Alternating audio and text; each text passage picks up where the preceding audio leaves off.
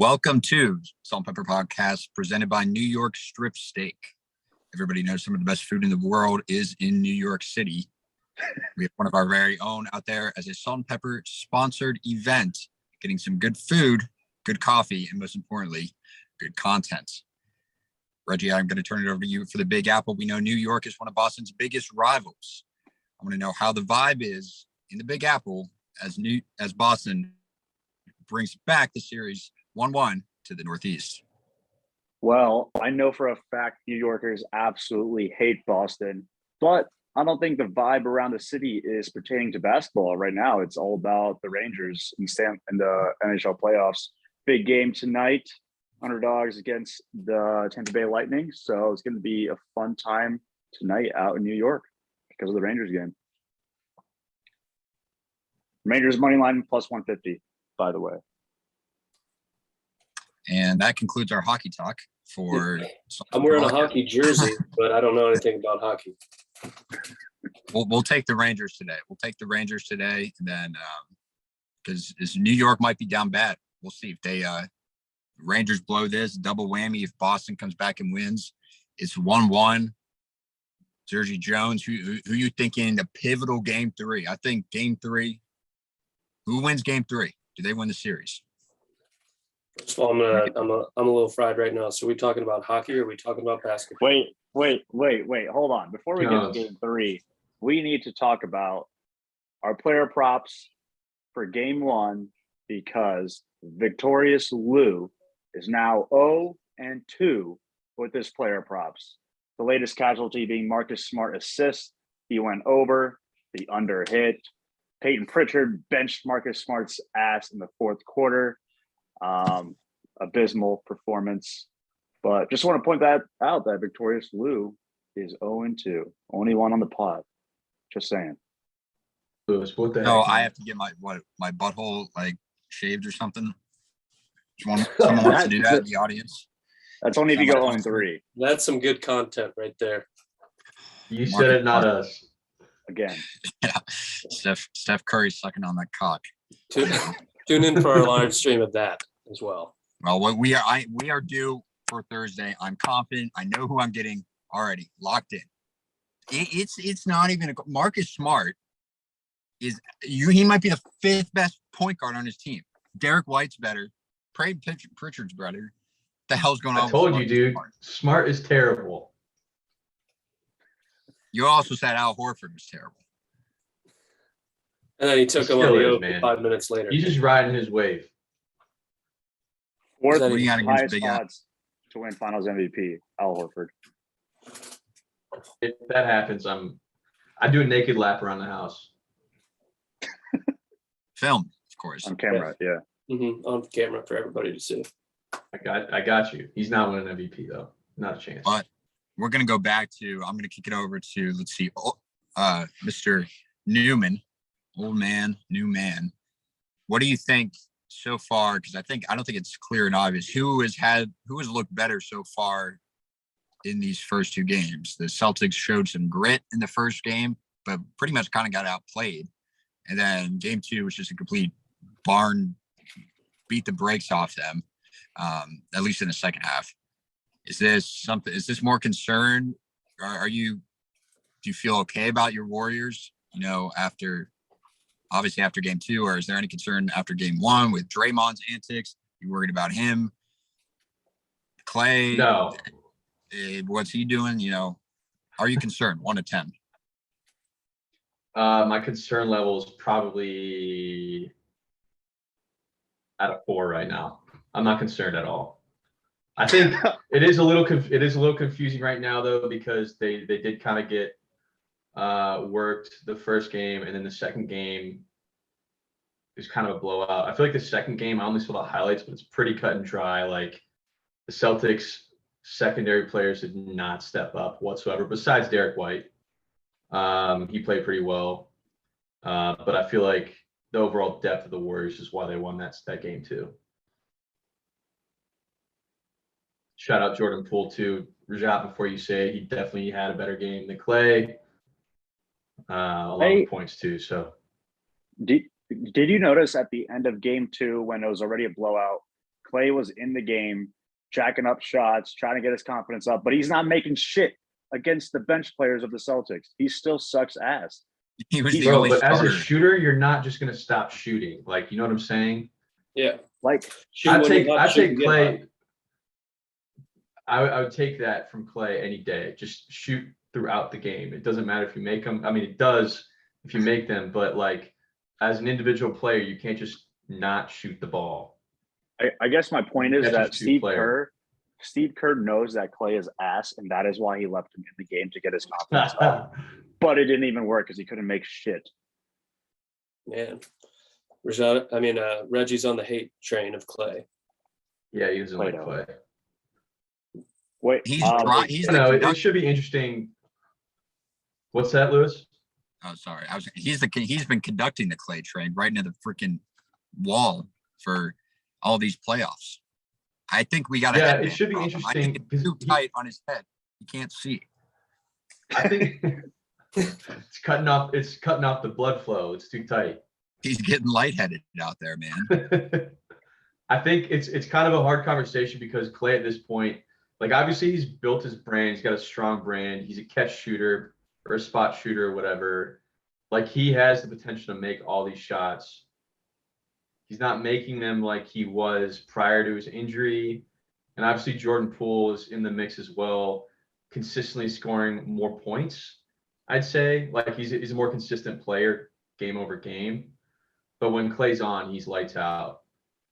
But it's hard to compare though with Steve Kerr. Like as a coach, they're two different players. Like Jordan Poole, like actually has handles, you know, and he can drop dimes. Whereas Clay is just literally is just a spot shooter. Like if he's driving, it's because he doesn't. It's his only chance, and it's an easy drive. You know what I'm saying? Like he's not very aggressive, which is probably why he's not so consistent after his injury. Now that we talked through this. It sounds Probably a like little hesitant. you're hopping off the Clay train, which I like. It sounds like you're leaning towards Poole now. Interesting. I mean, I'm not gonna hop off the Clay train, but he's Pool just getting party, work in, baby. dude. What's that? It's a pool party. I will say, going back Glass to Bros in the Maybe he's going through some like post-injury he's cheap. He's hesitancy. I just don't cheap. know. He's working through it, man. Like he hasn't played He's for working 2 through years it. and now he's playing in the NBA finals. Like he's got to figure it out a little bit. Yeah, I mean that's like He how started it in was with January. Pyros. Like He what? came back in January. It doesn't He's been matter. playing for 6 months. He didn't just come back. He's had reps. I have no excuse. As opposed to before when he was playing every year, like never missed any time, and then he just missed 2 straight years. You missed 2 straight years of playing soccer. How good are you going to be? I don't think the replacement of like I know you really want Jordan Poole to be in the starting 5 and everything, but like the Warriors are working it right now. If Steve Kerr were to make or change that dynamic right now this late in the playoffs, it'd be weird. What? excuse me. What are you holding back over there? Wait, I will say, going back to I mean, Lewis's, in my opinion, the Celtics are. Oh, sorry. Go ahead. yeah, I'll just quick. Going back to Lewis's question about if you should be worried about the Warriors. The last 8 quarters, so the first 2 games, they've dominated 7 out of the 8 quarters. They just blew the 4th quarter of game 1, which is why they lost. Everything else, they've dominated. So I wouldn't be too worried as a Warriors fan. They're playing hot right now. But I will say, on our last pod, I said game 1, Boston Celtics to win by exactly 13 points. So I sprinkled a little bet for the Celtics to win between 11 and 15 points at a nice plus 2,500 payout cash. Put your money where your mouth is. That's it.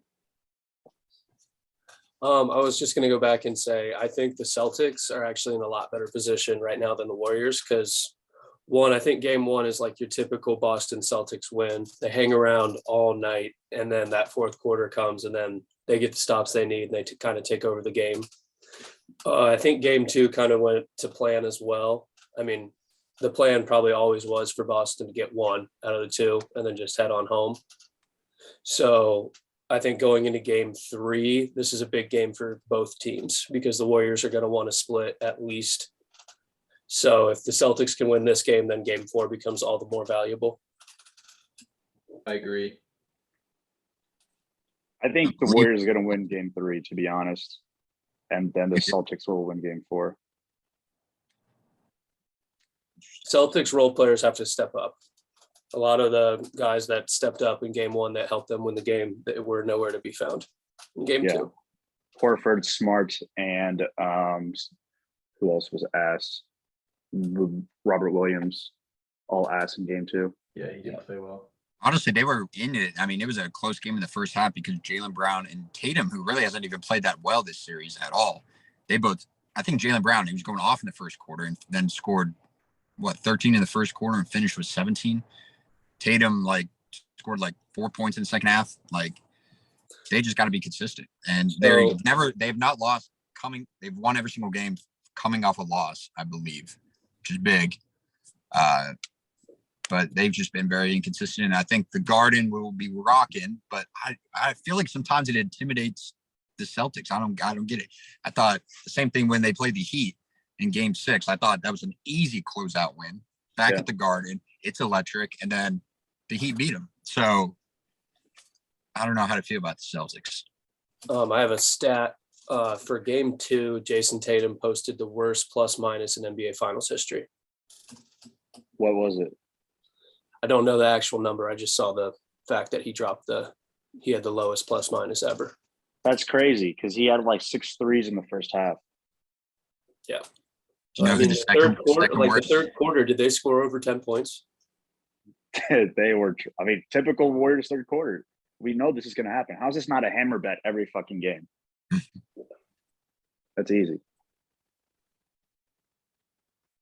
I'm looking at Fuck, what was I going to say? Oh, yeah. Lewis, going back to your stat about the Celtics winning after losing in the playoffs, the next game they win. The Warriors are also the same. They're undefeated after a loss. So both teams are undefeated after a loss in the playoffs, which means this is going to go 7. And then Tatum's plus minus was minus 36. Holy 2. fuck. That's a lot. I believe I saw the previous record holder of that was Kobe Bryant, his idol. So I don't know. It should be. Maybe you'll wear a shirt with that stat on it next. Should shape up to be an interesting game 3. Just hopping on here real quick. It's going to be Friday night in Boston. What more could you ask for? I mean, I cannot fathom how drunk these Italians are going to be in Boston, screaming from Southie. It's probably the biggest game in Boston since 2010. Would you say? Which is the last time they won against the Lakers, against Kobe. Yeah. Yeah. It's got to be huge. It's going to be Kevin Garnett Friday night. anything is possible. It's There's Thursday no night. excuse for everyone not to be blacked out and screaming at Klay Thompson. But if Klay goes off, game 4 on Friday. Right? All right. Right. What are your guys' predictions for game 3? Who's winning? New man? Wait, before we do this, let's talk about Draymond. Oh, good call. Good call. Yep. So, All right, go for it. no, someone break this down. How many fouls or how many dirty plays do you think he actually had? This motherfucker was a menace in game 2. I mean, I would menace. appreciate the very first play of the game. It was a jump ball with Al, very first play of the game, and then he got into it. Jason Tatum inbounding the ball. What else happened? And then he tried to dance talking Jaylen mad Brown. shit. I don't What's that? think so. I think it's important to kind of highlight a dirty play versus antics. A lot of what he was doing wasn't necessarily as I would describe dirty. It's just kind of bush league, for lack of a better way to say it. And his team is so good that he doesn't need to do that. So I think that's why it's very frustrating to watch him, because he's out there falling on players, just laying on them for no particular reason. What's an it's example? like he's Do you just think the trying to jump get ball someone to push situation him. is Bush League? he put his feet on Jaylen Brown's head, who I believe is like one of the nicest guys in the NBA, from what I've heard. Yeah, I think he's the NBA Players Association president right now, so all the players respect him. And then he tried to pants him, literally on the court. Yeah, Like what? Yeah, you can't do that, man. You can't That's pants pretty crazy. somebody on fucking national TV. I appreciate a good shit talking, but that is crossing the line. I agree. and I also Thinking feel of like. paying someone, Go ahead. Sorry, I cut you off. that's all. I also feel like it's on the team, like the Warriors, at like players to kind of self-enforce that and be like, hey man, like we don't need to be doing that to win. So let's not just be making us look foolish while we win an NBA title. But who is going to tell him no? Like he's not. Steph That's what Curry. I'm saying. That's why I he don't knows think his so. boundaries almost. You I don't don't think think if Steph Curry came up to Draymond Green and told him to knock it off, he wouldn't take that to heart a little bit? Oh, No, I mean, because I think Draymond's basketball IQ is higher than. I think he's the smartest guy on that team, so I don't think he would take it. I from personally anyone think on that's a that team. bitch move then by him. I'm not going He to is- listen to the greatest shooter of all time. He is a reason little why you bitch have in my book. But I will say everything that he does is calculated, like you were saying. It's all premeditated. He it just blows my tries to mind. get up under the opposition's skin, which it's working. They blew him out game 2, so we'll see. They just have Draymond's- to keep their heads. Yeah. Celtics. he's definitely one of those players that researches and like searches up on every player on the other team and tries to find all their dirt and just bring it out to him on the court to talk shit. He also is so calculated in what he does, Rashad, because you're exactly right. Like he knows the rules of the game to the point where he uses them to his advantage in certain situations. That's why he's smart. And he knows the politics of the refs too. So that's why he's always pushing his boundaries. That's Good player to also have in the kind of playoffs, on for the sure. NBA That's why he's a role officials. player. Like they can't allow him to just run amok like that too. Like Well, they're not just gonna like why? They need to. They won't. should. Like, and they're I think home. Mark Jackson said it best. Like if other players were acting the way Draymond was, especially him already having a technical, they would have gotten 2 technicals. They would have been thrown out. Now that I think is bullshit. You need. I hate just because it's Draymond that they give him the benefit of the doubt in some of these situations. It's like if someone's an asshole, if someone's a foul's a foul. Call a spade a spade. I don't know. Correct. Yeah. I completely agree. I don't know. It's one of those things that happens in every single league, though. Like, not just basketball. It's just the refs, how they work. Like that interview in Full Send with Joe Burrow. He's like, you got to earn your fouls That's true. in the league. call. Like it applies to every single league. It's almost like reverse here, though, with Draymond. Like he's elite. He gets to can- act he like can a get away with 16-year-old anything. because he's done it so often. So he The just thing is, Yeah, basically. he got suspended for Game 6 in the 2016 finals. Like you think, and they lost that finals to the Cavs. Yep. You would think he would learn his lesson. Like you got suspended in the fucking finals and cost your team a championship. Like why are you even risking this shit again? Fucking Draymond. that was gonna be like kind of final point about it was like now he has all the media on him and all the lights are on him. He does something like that again, he could get suspended. Especially in Could Boston. that next be year. a Now they're reason? watching him. Wait, okay. So factoring this into the next game, knowing this now that we talked this through, like where do we stand on who's going to win the game? Draymond's probably going to play like a little bitch. It's home in Boston. Does that impact the outcome? I personally still think It's the gonna be. Warriors. I don't know who's going to win, but I'll call it a close game. It's not going to be a blowout for that I think reason. Maybe. The Celtics will come back from 2-1 down, and they're going to come back from 3-2 down to win in 7. Is my prediction. So I think the Warriors are going to win Game 3. I have the Celtics winning Game 3 and then the Warriors winning Game 4. I got the Celtics by 5. Yeah, Place bet. I agree with Lewis. I'll probably go Celtics by. So We'll you're go all 8. on Celtics for Game 3. I'm the only Yeah, one. yeah, and you're Yeah. on the Warriors. I'm the guy that's been riding the Celtics all fucking playoffs, and Yeah. now we're switching roles for just Game 3. And you I know think what? the Garden's With going good to be luck, you're bumping probably right. tomorrow. I think the Garden's Did going to be DJ going Redick ever crazy. respond to you? Yeah, we're getting Sage Pizza after this.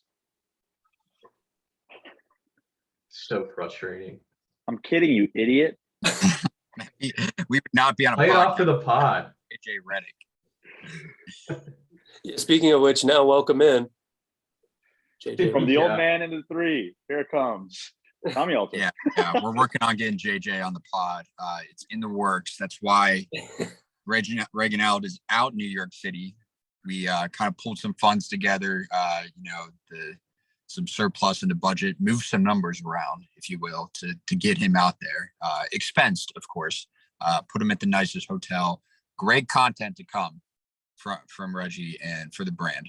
So, Oh yeah, I'll be here for tomorrow as well for game 3 in Boston. So I'm excited to see how the New Yorkers react to that game live with Boston playing and the Warriors. Everyone I've talked to so far just fucking hates the Celtics. They all want the Warriors to win. It's kind of frustrating because I hate both teams very badly. But we'll see. We'll see. I was going to say my final thought is if you can tell me the 2 players behind me and what high school they went to, 2 Crunchwrap Supremes from Taco Bell are all yours. Ooh. There you go. Start commenting, fans.